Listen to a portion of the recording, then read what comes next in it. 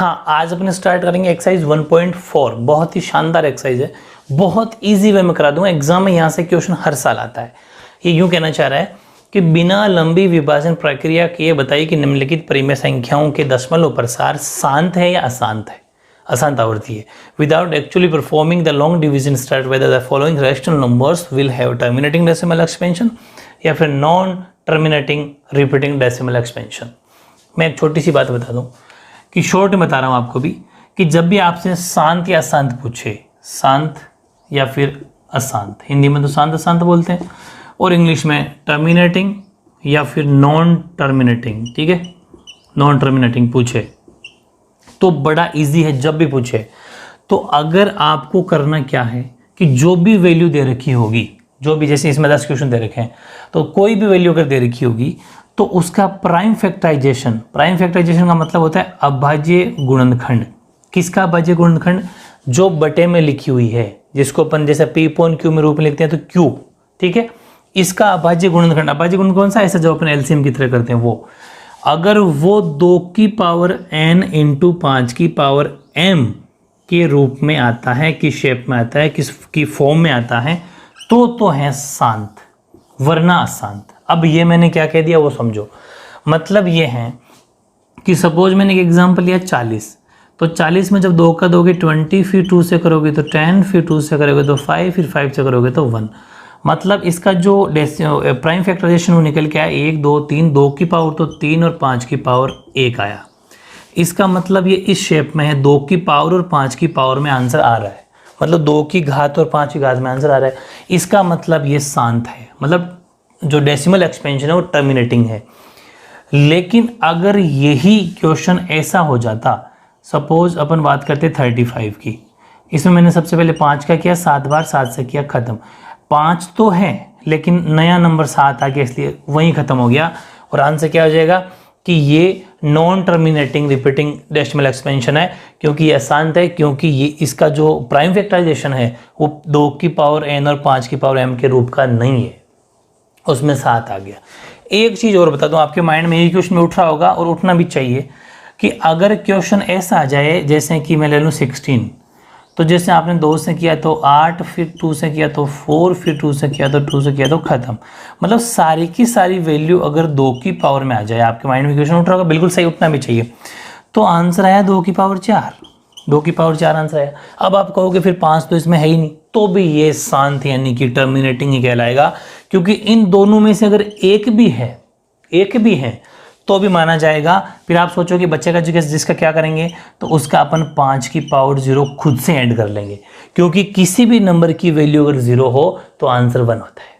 तो 5 की पावर 0 हो गया जो कि 1 है, और आंसर पे कोई फर्क पड़ा नहीं। 2 की पावर 4 जो 16 होती है वो 16 ही है, क्योंकि किसी पावर का 0 होना मतलब 1, और 16 इंटू 1 तो 16 ही होना है, कोई फर्क नहीं पड़ेगा। लेकिन इन दो की वैल्यू के अलावा कोई वैल्यू नहीं होनी चाहिए, भले ही अकेली तो भी काम चल जाएगा। तो अब मेरी बात समझ में आ गई कि जब भी इन दोनों में से कोई एक वैल्यू होगी तो अपन टर्मिनेटिंग बोल देंगे, ठीक है, और उसके अंदर दूसरी वाली नहीं होगी उसको अपन 0 पावर में रख लेंगे, लेकिन इनके अलावा कोई नंबर नहीं होना चाहिए। सिंपल है, ये तो है इसका सोल्यूशन 1 मार्क्स के लिए। थोड़ा सा मैं स्टेटमेंट वगैरह लिखा देता हूँ, किसी एक का स्टेटमेंट लिखवा दूंगा, फिर अपन बाकी शॉर्ट में कर लेंगे, तो उस अकॉर्डिंग वो थ्योरी आप फिट कर लेना सब में, ठीक है। ओके, चलो फिर मैं फर्स्ट पार्ट ले रहा हूँ, ठीक है। इसमें जो स्टेटमेंट लिख रहा हूँ वही आपको लिखना है। पहली जो संख्या वो 13 और 3125, 3125। इसको सबसे पहली जो लाइन होगी वो होगी राइट इन P अपॉन Q फॉर्म, ठीक है, यानी कि P बटे Q के रूप में लिखने पर ये आपको एक लाइन लिखनी है, ठीक है। अब P अपॉन Q में लिखी तो P तो हो गया, P अपॉन Q के रूप में लिखी तो P तो हो गया 13 और Q हो गया आपका 3125। लिख देना हियर P इक्वल्स टू 13 और Q इक्वल्स टू 3125, ऐसा लिखना है, ठीक है।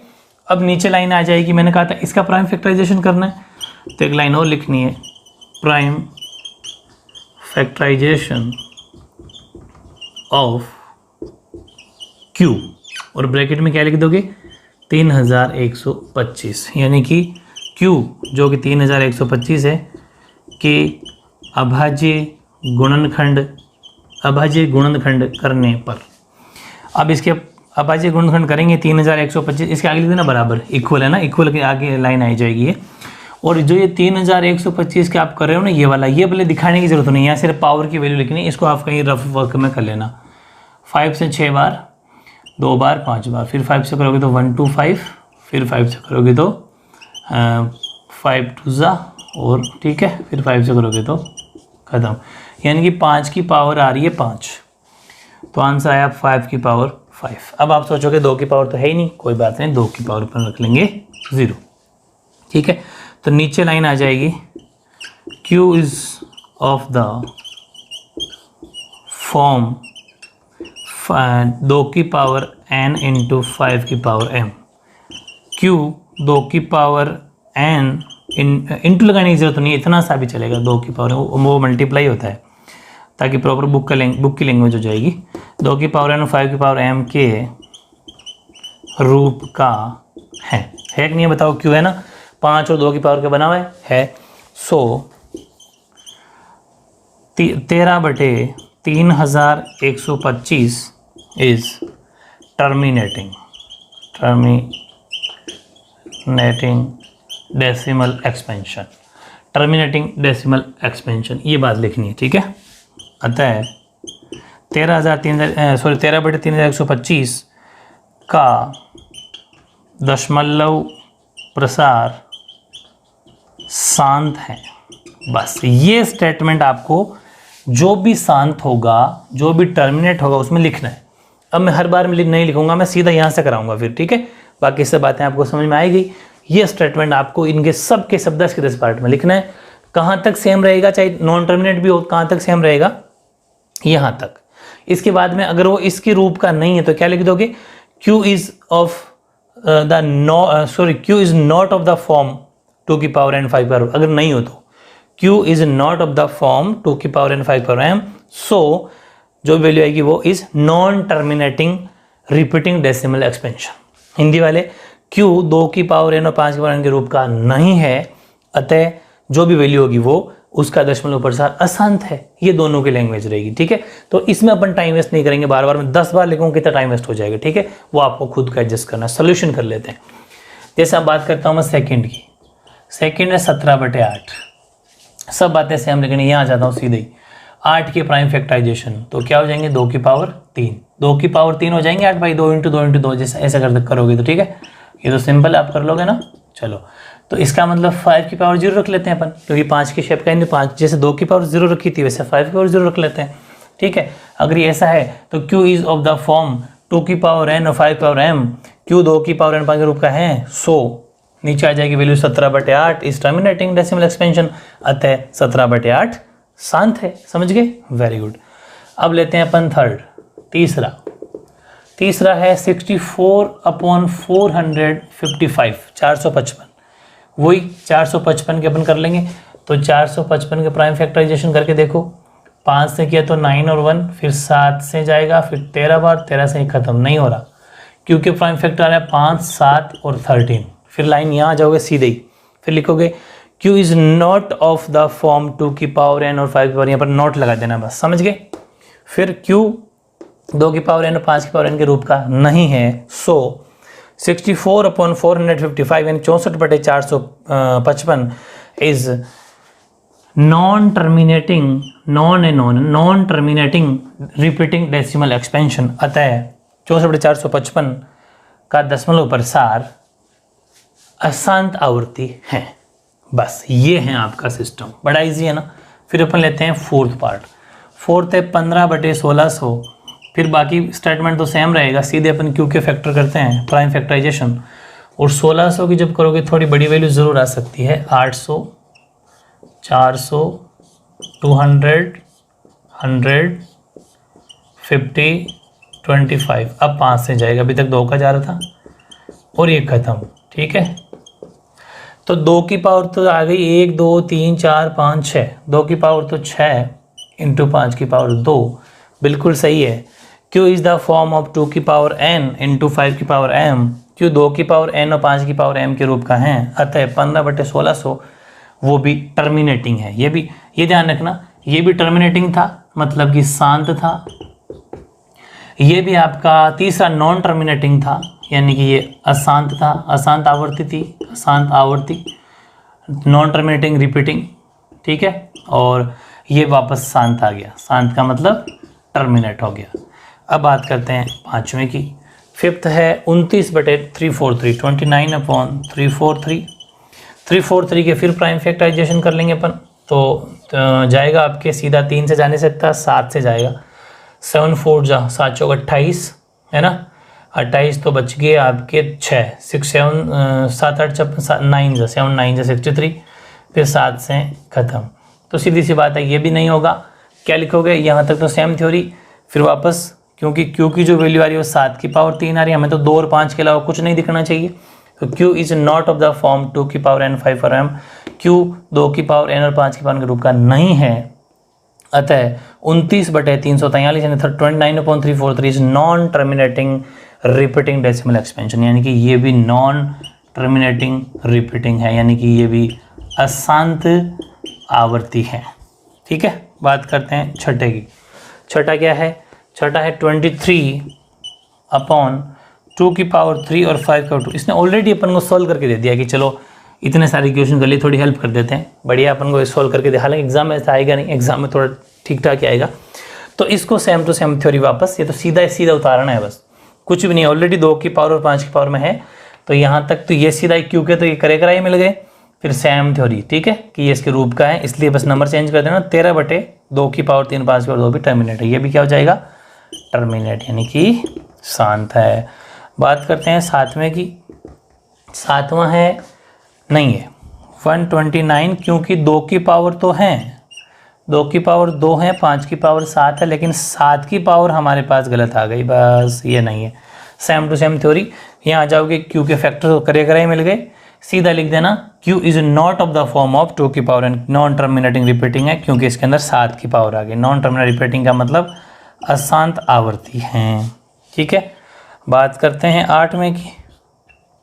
आठवां है अपना 6/15, 6/15। अब देखो आठवां 6/15, तो ये पहले सोल्व होगा, बहुत बढ़िया एग्जाम्पल है, पहले सोल्व करने वाले फर्स्ट एग्जाम्पल आया है। तो 2 की टेबल से 3 टाइम कट गया, और 5 की टेबल से 3 की टेबल से 2 टाइम कट गया, और 3 की टेबल से ये 5 बार कट गया, 2/5 आ गया। और 2.5 का मतलब आप समझ गए होंगे, अपन को चाहिए पी क्यू का, तो क्यू में तो 5 है, तो 2 की पावर अपन 0 भर सकते हैं, तो ये भी आपका क्या हो जाएगा, टर्मिनेटिंग, यानी कि ये भी शांत है, क्योंकि 5 की पावर 2 की पावर n और 5 की पावर m के रूप का है।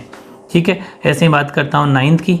नाइन्थ है 35/50, 35/50। ये भी पहले जो भी वैल्यू कट रही हो, सोल्व हो रही हो, तो उसको आपको काट के सोल्व करना है। ठीक है, तो 5 7 जा और 5 10 जा। अब क्या हो जाएगा, क्यू के फैक्टर 2 × 5, भाई क्यू के प्राइम फैक्टर 2 × 5 हो रहे हैं, इसका मतलब ये भी टर्मिनेट है, यानी कि शांत है। तो है ना मज़ेदार ट्रिक रहेगा। और लास्ट 10वें की अगर मैं बात करूँ 10 की, वो है 77/210। ठीक है, तो सीधे क्यू के प्राइम फैक्टर कर लेंगे 210 के, और 210 के 2 की टेबल से आ जाएगा आपके 105। फिर आप करोगे 3 से, क्योंकि 5 और 1 6 आ रहा है, तो 3 3 9, 3 5 15। फिर 5 से करोगे तो 7 बार, 7 से खत्म। ये भी नहीं होगा, क्योंकि इसकी जो आंसर आ रहा है वो 2 × 3 × 5 × 7 आ रहा है, जो कि 5 की पावर 2 की पावर n और 5 की पावर m के रूप का नहीं है। तो ये भी नॉन टर्मिनेटिंग रिपीटिंग, यानी कि अशांत आवर्ती है। बहुत इजी है ना, बहुत मज़ेदार क्वेश्चन। आई थिंक मैंने आपको पूरे सारे डाउट क्लियर हो गए होंगे अच्छे से। बस एक स्टेटमेंट याद कर लेना, उसके अलावा कुछ भी नहीं है। ये था आपका 1.4 का फर्स्ट क्वेश्चन के पूरे 10वें पार्ट कंप्लीट।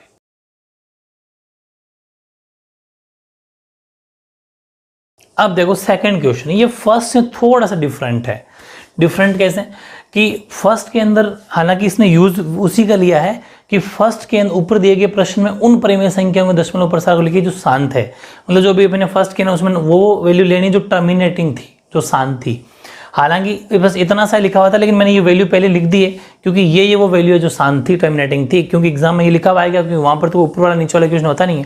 तो ध्यान रखना, write down the decimal expansion of those rational numbers in question number first above which have terminating decimal expansion. तो अपने फर्स्ट था, सेकंड था, फोर्थ, 6, 8 और 9 थी। ये वो नंबर हैं 6 जो टर्मिनेटिंग डेसिमल एक्सपेंशन था, जो मतलब कि शांत प्रसार था। ठीक है, चलो फिर इसको सोल्व कर लेते हैं अपन, बहुत ज़्यादा इजी है। बस करना क्या है इसके अंदर कि जो नंबर है जैसे कि लिया अपन ने फर्स्ट, पहले मैं छोटी सी बात बताऊं आपको, हाँ, कि दशमलव प्रसार आपसे पूछ रहा है वो। ठीक है, प्रसार का मतलब है कहाँ गया, डेसिमल एक्सपेंशन पूछ रहा है आपसे, मतलब वैल्यू को पॉइंट में लिखना है भाई। जो ये अपॉन में लिखी हुई है ना, बटे में लिखी, उसको पॉइंट में लिखना है। लेकिन उसका भी एक तरीका है कि जैसे 13/3025। ठीक है, अब सुनो मेरी बात, इसको पॉइंट में लिखने के लिए हमेशा ध्यान रखना कि वो तो अपन को लिखना ही पड़ेगा prime factorisation. Right in P upon Q में लिख सकते हो कि p बराबर 13 और q बराबर 3125। प्राइम फैक्टराइजेशन ऑफ q यानी q के अभाज्य गुणनखंड करने पर, वो बात तो लिखनी है। उसके बाद में समझो 13/3125 के अभाज्य गुणनखंड फिर से करने पड़ेंगे, हालांकि आपके तो पीछे वाला क्वेश्चन देख सकते हो। ठीक है, तो ये 6 बार, 2 बार, 5 बार, 5 से करोगे तो 125, फिर ये 25, 5 और 1, यानी 5 की पावर 5 आ रही है। लेकिन हमेशा ध्यान रखना कि अपन को जब डेसिमल एक्सपेंशन करना हो, जब भी दशमलव प्रसार करना हो, तो हमेशा जो आधार है उसको 10 की पावर बनाना है। मतलब जो हर है ना, हर ये अंश होता है, हर होता है, मतलब कि ये आपका न्यूमरेटर और डिनोमिनेटर होता है। तो इस डिनोमिनेटर को अपन को 10 की पावर में बनाना है, मतलब 0 0 में कन्वर्ट करना है। तो बताओ किसी भी नंबर 5 को किस नंबर से मल्टीप्लाई करेंगे तब वो 10 बनेगा? 2 से, सीधी सी बात है। तो 2 की पावर 5 यहाँ कर लो, 2 की पावर 5 यहाँ कर लो। जितनी पावर 5 के ऊपर लगी हुई है उतनी पावर 2 की पावर लगा के ऊपर नीचे मल्टीप्लाई कर लो, क्योंकि मैंने कहा था कि जो भी चेंजेस करना है वो ऊपर नीचे एक साथ कर सकते हो, अकेले नीचे नीचे नहीं। ठीक है, तो अब ये बड़ा इजी हो गया कि 13 इंटू 2, ऊपर वाला तो सोल्व हो जाएगा, 2 की पावर 5 मतलब कि 2 को 5 बार मल्टीप्लाई करना है। ठीक है, तो ये हो जाएगा 4 8 16 32, 32 हो जाएगा। और नीचे वाला की मैं एक बात बताओ कि 5 की पावर भी 5 है और 2 की पावर भी 5 है, तो क्या मैं इसको ये लिख दूंगा 5 इंटू 2 की पावर 5, छोटी क्लासेस में पढ़ा होगा। ठीक है, ये ऐसे पावर वाला चैप्टर जो होता है, पावर एंड एक्सपोनेंट वाला है ना, घातांक वाला। तो 5 इंटू 2 की पावर 5 हो गई, यानी कि अब फिर नेक्स्ट बात आई, 13 को इससे मल्टीप्लाई कर दी, इसको सोल्व करते चलो, 13 दूनी 26, 2 33 39 यानी 39 और 2 41।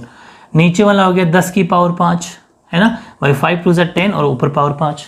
बहुत ईजी है ना, यानी कि 416 और 10 की पावर 5 का मतलब क्या होता है 50। ये तरीका सीखना है, मतलब कि जब भी आपसे दशमलव प्रसार पूछे तो हमेशा 10 की पावर बनाओ, और 10 की पावर का मतलब होता है 0 0 0 लग जाना। बस क्या किया अपन ने, 13 इंटू 2 की पावर 5, जितनी इसके ऊपर पावर है ना, अभी 2 3 और करेंगे सारी बात डाउट क्लियर हो जाएगा। जितनी 5 के ऊपर पावर लगी हुई है उतनी 2 की पावर लगानी है ऊपर नीचे। ठीक है, बिल्कुल सेम टू सेम। फिर वो तो हो जाएगा मल्टीप्लाई, ये बन जाएंगे 10, क्योंकि पावर सेम है, पावर सेम है 10 की पावर। अब इसको सोल्व करना ईजी हो गया। मैंने आपको एक तरीका बताया, ट्रिक, एक ट्रिक है मिस्टर और दिल्ली। मिस्टर का मतलब होता है जब नीचे 0 0 हो, उसके लिए है ट्रिक। मल्टीप्लाई में हो वैल्यू तब तो राइट साइड में पॉइंट खिसकाना है, और डिवाइड में हो तो लेफ्ट साइड में पॉइंट खिसकाना है, डिवाइड में लेफ्ट। अभी क्या है, डिवाइड में है जीरोस, तो 1 2 3 4 5, 1 2 3 3 तो हैं, और 2 डिजिट अभी अपन मन से भरने पड़ेंगे, तब बनेंगे 5, यानी कि 0 0 4 1 6 हो गए 5, और यहाँ लग जाएगा पॉइंट। इसके पहले 0 भर सकते हो, तो इसका आंसर क्या आ जाएगा 0 0 1 4 6 आपका इसका आंसर हो जाएगा। डिवाइड बाय लेफ्ट वाली ट्रिक याद रखना, जितने 0 होते हैं उतने नंबर हो जाएंगे, फिर लेफ्ट साइड में पॉइंट खिसक जाएगा 5वें नंबर पे। मल्टीप्लाई में कब लगती है, जैसे 2 को आपको 100 से मल्टीप्लाई करना, तो आंसर क्या आ जाएगा 200, मतलब 2 0 खिसक जाएंगे, राइट साइड लग जाएंगे। ठीक है, तो ये छोटी मोटी ट्रिक होती है, बहुत मज़ेदार काम आती है। अब जब सॉल्व करोगे तो पता चलेगा। चलो ये कर लिया है ना, अब लेते हैं अपन इसका सेकंड पोर्शन, वो है 17/8। 17/8 वो सब लिख देना। तो अब एक बात बताओ, 17/8 का मतलब 2 की पावर 3, भाई 8 को लिख सकते हैं 2 की पावर 3। क्या ये 10 बन सकते हैं? यस बन सकते हैं। ऊपर नीचे किसकी पावर से करेंगे? 5 की पावर से 3, 5 की पावर 3 से, क्योंकि यहाँ 5 था तो 2 किससे करना पड़ा, क्योंकि होगा 5 और 2 से, 2 और 5 का खेल है पूरा का पूरा। तो यहाँ जितनी पावर 2 के ऊपर थी वो 5 पे लगा देंगे, जैसे यहाँ पर 5 की थी वो 2 पे लगा दी। समझ गए होंगे ना, वेरी गुड।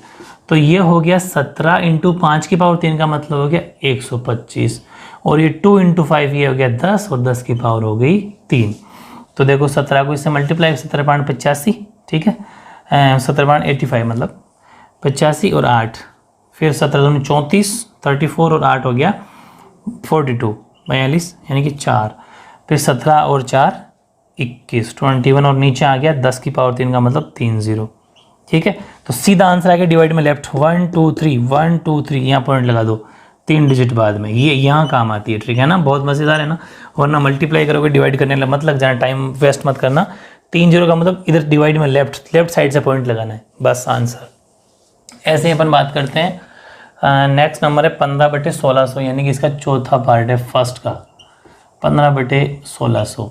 तो अपन इसको क्या लिख सकते हैं, 1600 की पावर क्या लिखी थी अपन ने, एक बार फिर से करना पड़ेगा। तो 1600 करेगा तो 800, 400, 200, 100, 50, 25, 5 और 1, है ना, यानी कि 1 2 3 4 5 6, यहाँ फिर 2 बार दिया था, तो 2 की पावर तो 6 और 5 की पावर 2, है ना, 1 2 3 4 5, हाँ, और 5 की पावर आ गई अपने 2। अब एक बात बताओ, यहाँ पर 2 की पावर 6 या 5 की पावर 2 है, 15 को क्या लिख सकते हैं। अब यहाँ पर देखो ये बन नहीं सकती, हाँ ये मज़ेदार क्वेश्चन आ गया फिर। अब मेरी बात ध्यान से सुनना कि यहाँ पर तो मल्टीप्लाई करने पर सिस्टम बैठ पा रहा, 10 बन रहे थे। अब यहाँ 2 भी है 5 भी है, फिर भी 10 नहीं बन रहा।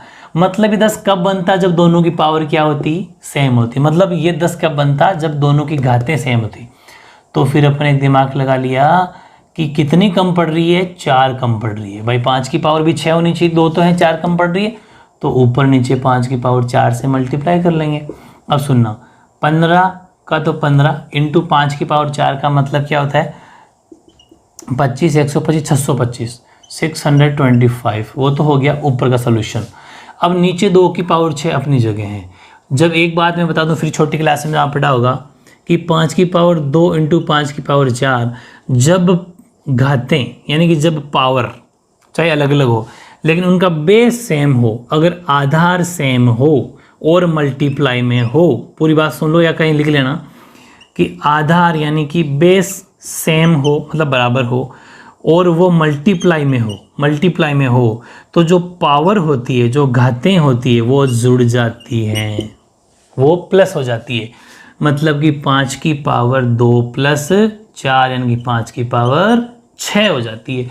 तो ये हो गई 5 की पावर 6, बन गए दोनों सेम, 2 की पावर 6 5 की पावर 6, बड़ा इजी है। 15 को इसे मल्टीप्लाई साथ में करते जाओ, 15 5 75 75, है ना, तो 5 7, 15 दूनी 30, 30 और 7 37 3, फिर 15 6 90, 15 6 90 और 90 और 3 93, और नीचे 2 की पावर 6 5 की पावर 6 लिख दूँ क्या, 2 इंटू 5 की पावर 6, वेरी गुड, यानी कि 9375 इक्वल्स टू 10 की पावर 6, यानी कि 9375 इक्वल्स टू 6 0 4 5 6, ठीक है। और 6 0 का मतलब डिवाइड में लेफ्ट, तो 4 तो ये खा जाएंगे, 9 3 7 5, 4 तो ये हो गए, 2 0 कम पड़ रहे हैं, 2 0 लगा दो और फिर लगा दो पॉइंट। तो ये आपका आंसर रहेगा, पॉइंट के पहले 0 लगा देना, ठीक रहता है। चलो ये हो गया, बहुत है ना मज़ेदार चौथा क्वेश्चन। अब आया नंबर छठे का। छठा है 23/2 की पावर 3 5 की पावर 2, ठीक है। सेम प्रोसेस कि यार 10 तो नहीं बन रहा, तो क्या करें फिर, 23 अपनी जगह है, 2 की पावर अपनी 3 जगह है, 5 की पावर 2 अपनी जगह है। कितनी कमी पड़ रही है, कमी पड़ रही है सिर्फ 1 की, 5 की पावर 1 से ऊपर नीचे मल्टीप्लाई कर दो, ठीक है। तो ये हो जाएंगे 23 इंटू 5 की पावर 1 का मतलब तो 5 ही होता है, और नीचे हो गया 2 की पावर 3 इंटू 5 की पावर 3। कैसे कि 2 + 1, मैंने कहा था तो घातें जुड़ जाती है, तो 5 की पावर 3, इसको साथ मल्टीप्लाई करके लिख लो भले, 5 3 15 यानी कि 5 से 15, 1 कैरी और 5 2 से 10, 115 हो गई, ठीक है। तो अब 115 और क्या मैं इसको लिख दूँ, 2 इंटू 5 की पावर ओवरऑल ऊपर होल पावर में 3, ठीक है। इसके बाद में इधर आ जाओ, 115/10 की पावर 3 यानी कि 115/30, यानी कि सीधा पॉइंट है 115 और यहाँ पॉइंट लग जाएगा 0, क्योंकि आपके क्या ये 3 0 हैं।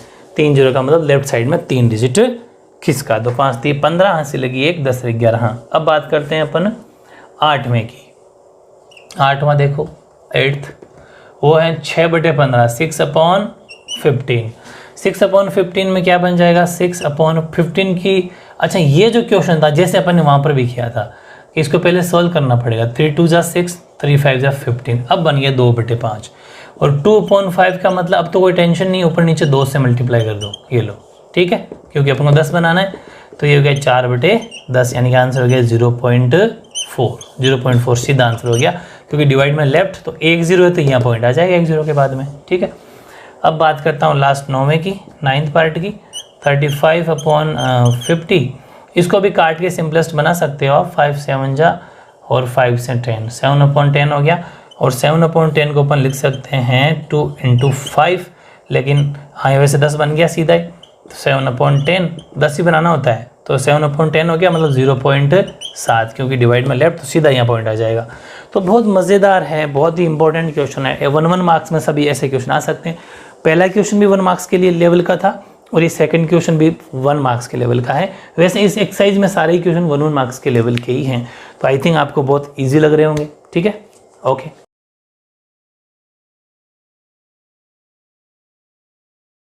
हाँ, अब देखो क्वेश्चन नंबर 3 1.4 का लास्ट क्वेश्चन है। ज़्यादा इंपॉर्टेंट बिल्कुल भी नहीं है, लेकिन फिर भी देख लेते हैं कि कुछ वास्तविक संख्याओं के दशमलव प्रसार नीचे दर्शाए गए हैं। प्रत्येक स्थिति के लिए निर्धारित कीजिए कि ये संख्या परिमेय संख्या है या नहीं। यदि परिमेय संख्या है और P/Q के रूप की हैं, तो Q के अभाज्य गुणनखंडों के बारे में आप क्या कह सकते हैं। यानी कि the following real numbers have decimal expansion as given below. In each case decide whether they are rational और not. If they are rational and of the form P/Q, तो what can you say about the prime factors of Q। अगर ऐसा है तो Q के prime factor के बारे में आप क्या कह सकते हैं। 3 पार्ट इसमें दे रखे हैं, जो मैंने आपके क्वेश्चन बोर्ड पे लिख दिए हैं। करते हैं के को। हाँ, अब देखो मैं आपको छोटी सी बात बता दूं। इसने कहा कि ये रैशनल नंबर है क्या। पहली बात ये है कि ये रैशनल नंबर है क्या, परिमेय संख्या है क्या। अगर परिमेय संख्या है तो फिर प्राइम फैक्टराइजेशन क्या होगा, Q के अभाज्य गुणनखंड क्या होंगे। तो मैं एक छोटी सी बात पहले ही आपको समझा दूं कि सेकंड प्राइम रैशनल नंबर नहीं है, परिमेय संख्या नहीं है, थर्ड भी परिमेय संख्या नहीं है। क्यों नहीं है कि जब भी कोई वैल्यू के आगे डॉट डॉट डॉट का साइन हो, इसका मतलब वो है कि वो नॉन रिपीटिंग है, मतलब वो बार बार रिपीट होता जाएगा। वो रिपीटिंग है, सॉरी, वो रिपीटिंग है, मतलब कि वो बार बार रिपीट होगा। जैसे 120, 1200, 12,000, 1,20,000, फिर आगे बढ़ता जाएगा, मतलब जिसका कोई एंड ही नहीं है, जिसका कोई एंड पॉइंट ही नहीं है, वो रैशनल नंबर कभी भी नहीं हो सकता। तो एग्जाम के पॉइंट ऑफ व्यू इसको सोल्व करने की भी जरूरत नहीं है, आप इसको थोड़ा सोल्व तो कर देंगे हालांकि भी। और इसका मतलब ही वही होता है, इसका मतलब होता है 1 2 3 4 5 6 7 8 9, फिर 1 2 3 4 5 6 7 8 9, मतलब जिसके ऊपर ये बार लगा होता है, इसका मतलब ही वही है कि वापस वही नंबर बार बार रिपीट हो रहे हैं।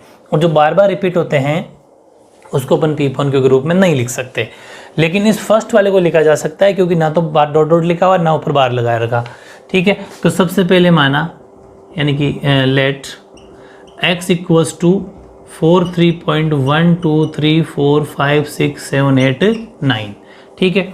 फिर राइट इन, या फिर डेसिमल हटा दो इसको। अब इस वैल्यू का अपन डेसिमल हटाएंगे अगर x इक्वल्स टू, तो 4312345678 तो कितने जीरो नीचे आ जाएंगे। ये तो छोटी सी बात है, पहले भी अपन करते ही थे भाई। जैसे 1.5 है तो नीचे 10 आ जाता है, क्योंकि पॉइंट के बाद में एक डिजिट तो एक जीरो। वही अगर ऐसा होता तो 2 जीरो आ जाते हैं, मतलब पॉइंट के बाद में जितने डिजिट होते हैं उतने नीचे जीरो आ जाते हैं, पॉइंट हट जाता है। तो यहाँ पर 9 डिजिट है, यानी कि 9 जीरो आपके आ जाएंगे, 5 6 7 8 9। यानी कि क्या मैं इसको ऐसा लिख दूँ, 4312345678 अपॉन 10 की पावर 9, ठीक है। या फिर से 4312345678 अपॉन 2 × 5 की पावर 9। बात तो एक ही है भाई, 10 को अपन लिख सकते हैं 2 × 5 की पावर 9, मतलब ये उसका उल्टा है। जैसे अपन फर्स्ट ऐसे बढ़ रहे थे, ये ऐसा बढ़ रहा है, ठीक है। तो फिर x की वैल्यू हो जाएगी 4312345678 अपॉन, अब ये 2 के ऊपर भी पावर 9 है और 5 के ऊपर भी पावर 9 है। बस ये चीज़ उसने पूछी थी क्या। एक तो इसने पूछी कि क्या ये परिमेय संख्या है क्या, तो आप कहोगे यस, ये एक परिमेय संख्या है, मतलब कि यस ये क्या है, रेशनल नंबर है, रेशनल नंबर। अगर ये रेशनल नंबर है, और फिर उसने पूछा अगर ये रेशनल नंबर है तो प्राइम फैक्टराइजेशन के बारे में आपका क्या ख्याल है, यानी अभाज्य गुणनखंड के बारे में आप क्या कह सकते हैं। तो आप कह दोगे यस, अभाज्य गुणनखंड 2 की पावर 9 × 5 की पावर 9, ये रे प्राइम फैक्टराइजेशन ये हो सकते हैं, दैट्स इट। तो 1 मार्क्स में ये क्वेश्चन आ सकता है। ये दोनों एग्जाम के पॉइंट ऑफ व्यू से बिल्कुल भी इंपॉर्टेंट नहीं है, क्योंकि ऐसे क्वेश्चन आएंगे ही नहीं। जब आपसे पूछना ये चाह रहा है तो ये क्यों देगा, ठीक है। बिल्कुल नो टेंशन रहो। लेकिन फिर भी कैसे करोगे, तो जब बार बार रिपीटेशन है तो सीधी सी बात आपको डायरेक्ट आंसर लिख देना है कि ये रिपीटिंग नॉन रिपीटिंग वाला है, मतलब कि रुकने वाला नहीं है, जैसे बोलते हैं आवर्ती बहुरी है, इसलिए दोनों ही नहीं है। तो सॉल्व करने की जरूरत नहीं है बस, ठीक है। सिर्फ फर्स्ट वाला पार्ट सॉल्व करना है, इन दोनों को बिल्कुल भी करने की जरूरत नहीं है। क्यों नहीं है, क्योंकि आप लिख सकते हो कि ये पहली बात तो परिमेय संख्या नहीं है, परिमेय संख्या नहीं है, मतलब कि रेशनल नंबर नहीं है। रेशनल नंबर नहीं है तो फिर आगे प्रोसेस नहीं बढ़ेगा, यहीं खत्म हो गया। जो रेशनल नंबर नहीं होगा उसको अपन पी अपॉन क्यू के रूप में नहीं लिख सकते, और जब तक पी अपॉन क्यू के रूप में नहीं लिख सकते जब तक उसका प्राइम फैक्टराइजेशन नहीं होगा, ठीक है। लिख देना कि ये परिमेय संख्या नहीं है, यानी कि it is not rational number. So इसको क्या करना कहता है, इसको पी अपॉन क्यू के रूप में नहीं लिखा जा सकता, ठीक है, नहीं लिखा जा सकता। बस आगे इधर आ जाएंगे, ये भी लिख देना कि ये भी परिमेय संख्या रेशनल नंबर नहीं है, अतः इसको भी इसको भी पी अपॉन क्यू की शेप में, पी अपॉन क्यू की फॉर्म में नहीं लिखा जा सकता, ठीक है। तो ये कुछ बातें थी जो आपको करनी है। ये थी 1.4 एक्सरसाइज अपनी कंप्लीट।